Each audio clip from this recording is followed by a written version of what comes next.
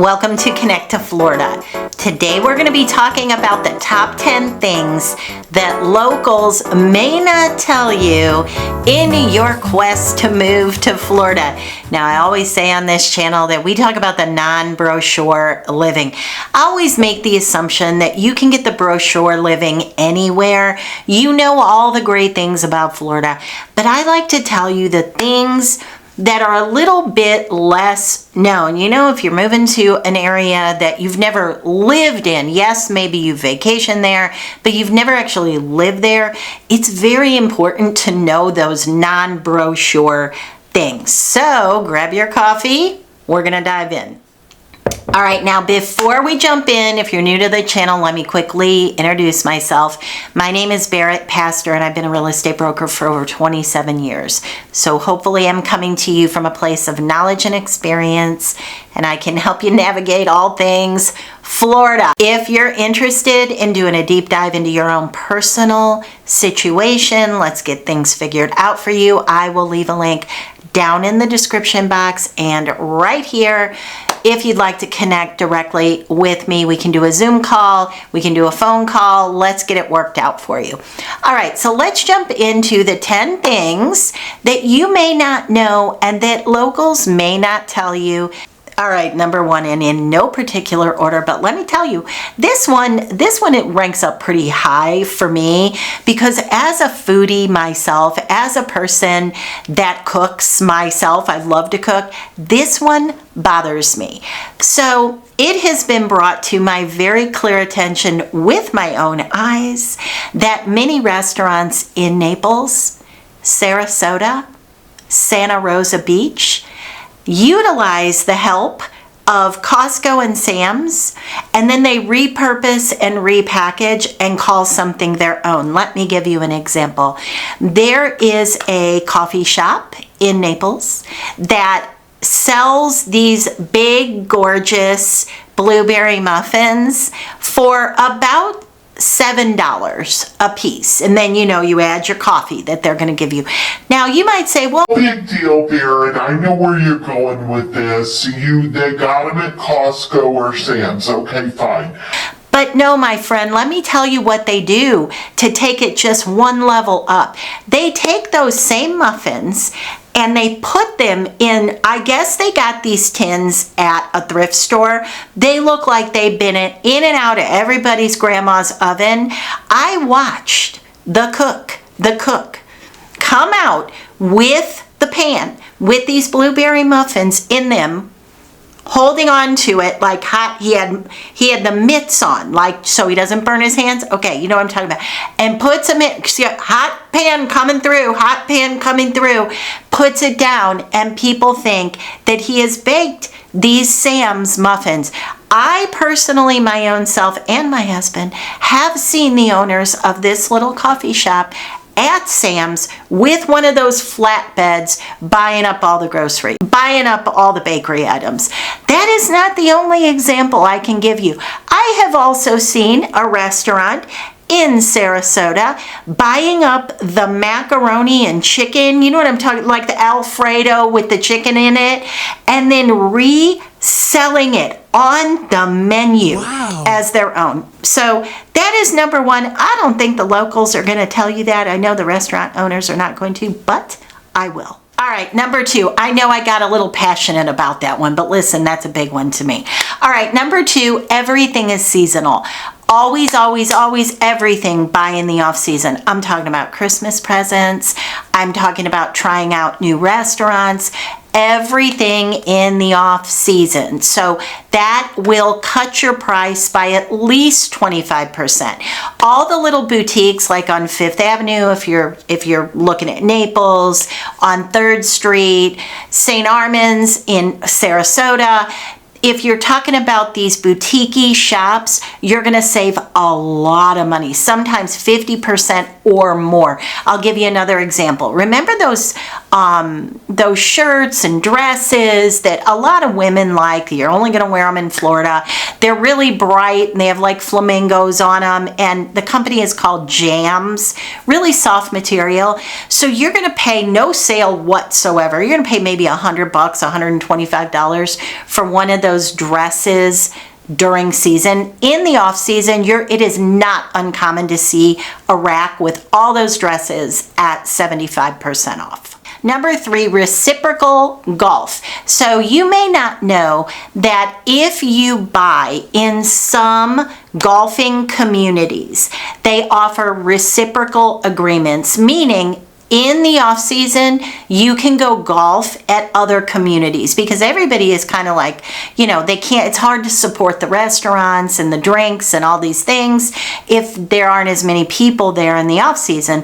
So if you buy in X community, then you might have a reciprocal with Y community. You know what I mean? Usually they will give you a list, and normally there's 10, 12, sometimes even more communities that you have reciprocal agreements with, which is really, really nice, because then you can make friends at other places and you can try out different things, different golf courses. Number 4, if you buy in a bundled golf community, so let's say Esplanade or Bonita National or Highlands, like any bundled golf community where the golf is bundled into the door, so the real estate bundles with the golf, you will have a lot of trouble getting on the course if you're coming January, February, March. So if you're somebody that says it is just, I want to golf all winter long, you need to be aware that everybody else is doing the same thing.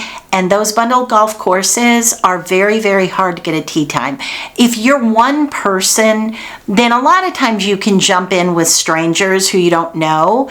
Or sometimes you can get a tee time at like 4 o'clock, but it's really hard. They're on the Chelsea point system, so it's really hard if you're only coming in season to get on the course. So you may not know that Collier County, Lee County, they have beach passes. So you can just go to the government building, walk in with your lease, and let's say the lease is for 3 months for the season. You can buy a beach pass so that you can park for free.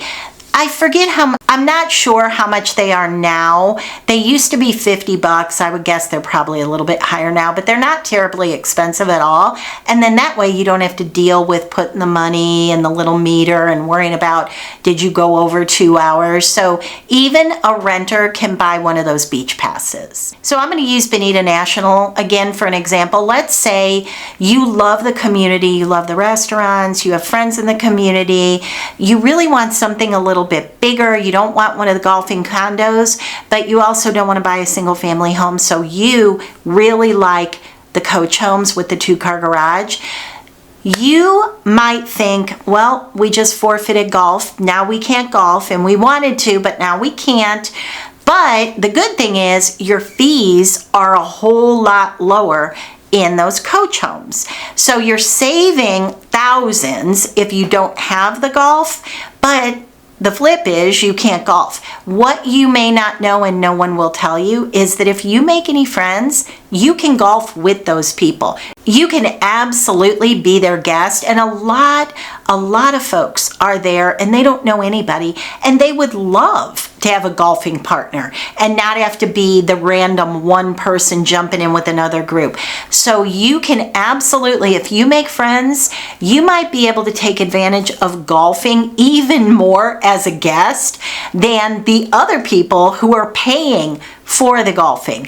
The other thing is, and nobody is going to tell you this, during the off season when it is slow, non-golfing homes in many communities do get the opportunity to golf. So they never will tell you that, but that is a fact. There are many communities that even if you buy for the lesser fees and you get bigger square footage, but you've lost the golf, there are ways around that where you cannot, theoretically, not be paying for the golf and being able to golf. And if you're not a really serious golfer, that might work really well for you.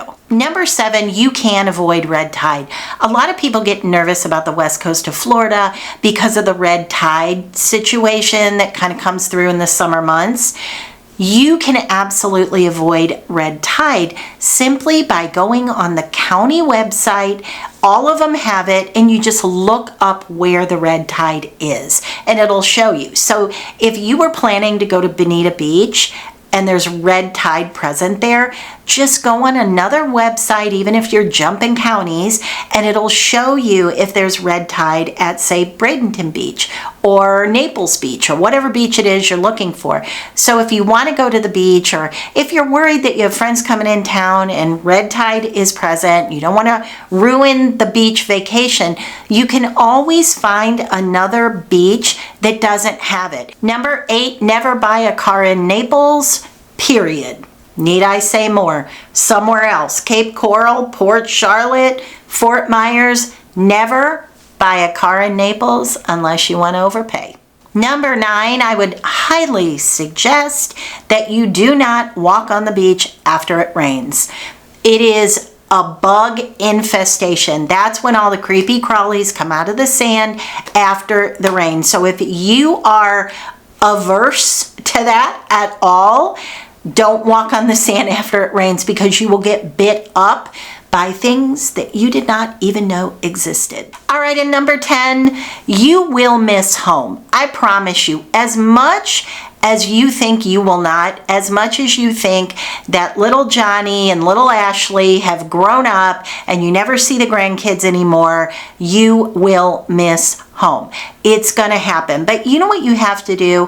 I always tell people your first year is going to be hard. It just is. You're going to think you're missing out on everything. You're missing birthdays. If you prepare for that and kind of level set what your expectations are, that you're going to miss home, but the benefits of being in Florida are going to be worth it for you.